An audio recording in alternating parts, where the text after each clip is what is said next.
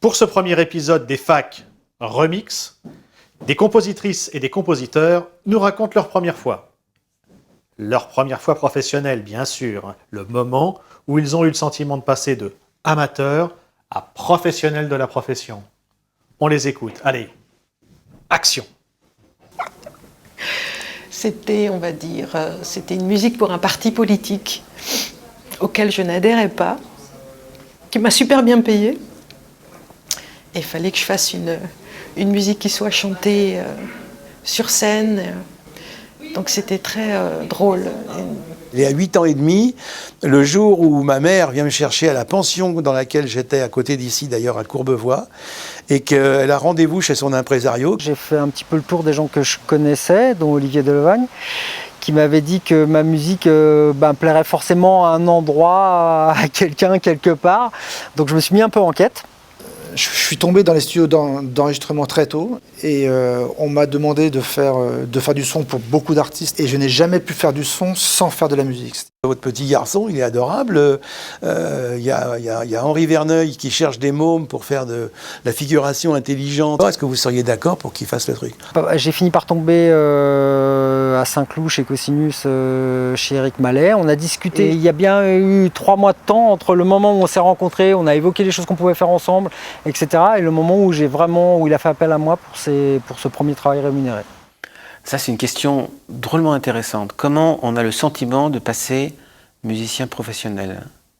La première création audiovisuelle à laquelle j'ai participé en tant que compositeur était une musique de publicité, en l'occurrence de mémoire pour la bière Canterbro, Oro, et donc c'était mes premiers pas de compositeur de musique à l'image.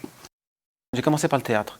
J'avais pas fait grand-chose auparavant et le regard du metteur en scène qui avait l'air heureux, jubilatoire et qui a été conforté par l'accueil du public. En fait, dès que je suis sortie du Conservatoire national, j'ai fait le Conservatoire national à Paris et à Lyon. Donc j'ai tout de suite gagné ma vie. Dès que je suis sortie du Conservatoire, j'ai gagné ma vie comme interprète. Je loue une maison à un type qui se trouve être un industriel.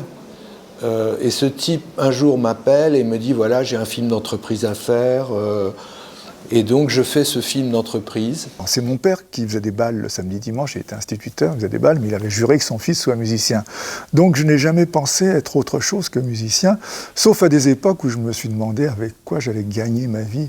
J'ai cette particularité d'avoir toujours été à cheval entre le son et la musique et le son. Et même si la finalité pour moi, c'est la musique. Le déclic, c'est une rencontre avec un guitariste de jazz qui s'appelait Mickey Baker. Et il m'a rencontré au Chat qui pêche, où je faisais un remplacement de Georges Arvanitas. Me voilà embarqué dans ce tournage qui s'appelle Le Grand Chef, et tout démarre de là. J'ai eu cette chance de travailler pour tant de gens, et puis aussi de faire beaucoup de génériques télé.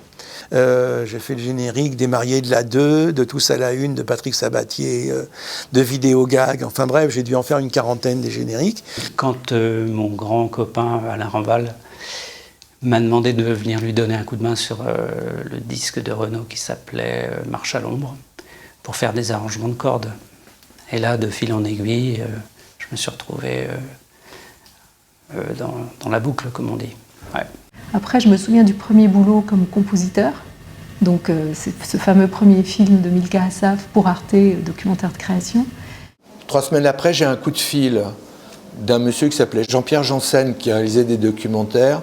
C'est donc vraiment le moment où ça a basculé du stade de pur amateur au stade où je me suis dit, ah oui, je peux peut-être réussir à marier mes 2 passions, musique et cinéma. Et voilà. Ensuite, la première expérience, c'est assez tard, après que j'ai été arrangeur très longtemps. J'ai composé la musique de Vive la sociale, le premier film de Gérard Mordia qui a eu le prix Jean Vigo. En tous les cas, mon premier grand succès, ça a été Jean de Florette et Manon des Sources avec Claude Berry. Un beau jour, en travaillant sur un court-métrage, j'appliquais les mêmes façons de faire de la musique que ce qu'on attend de toi quand tu travailles dans la variété. Et là, le réalisateur m'a regardé avec des yeux de merlan frit en me disant enfin, il m'a fait comprendre que c'était nul, quoi. C'était pas du tout ce qu'il attendait. Et il voulait quelque chose de beaucoup plus créatif et que la musique, c'était pas seulement à savoir est-ce que le tempo de la batterie est bien et est-ce qu'il y a un bon refrain et un bon couplet. Ça pouvait être plein d'autres choses. Et à partir de ce moment-là, je me suis dit, tiens, là, il y a peut-être quelque chose à faire. Et c'est là que j'ai embrayé sur la musique de film en laissant tomber complètement le travail pour la variété. Lorsque j'étais encore dans l'industrie du disque, j'ai commencé de loin en loin à faire de la musique de pub et qui m'a décidé à m'orienter dans la musique à l'image plus concrètement et en fait surtout dans l'univers du documentaire. Le premier court-métrage dont j'ai fait la musique, je me souviens d'être vraiment très heureuse qu'on me confie. C'était une comédie. Et c'était le vide, pour moi, le grand espace, le vide total. 3 ans d'études, de diplôme de musique de film. Et comment je fais ça? Et donc j'ai plongé dedans avec délice pour savoir comment on accompagnait. Et, j'ai commencé à ce moment-là à m'intéresser beaucoup plus à l'image, comment bougeait l'image, comment bougeait le personnage. Ça a bien marché. Elle est sympa cette question.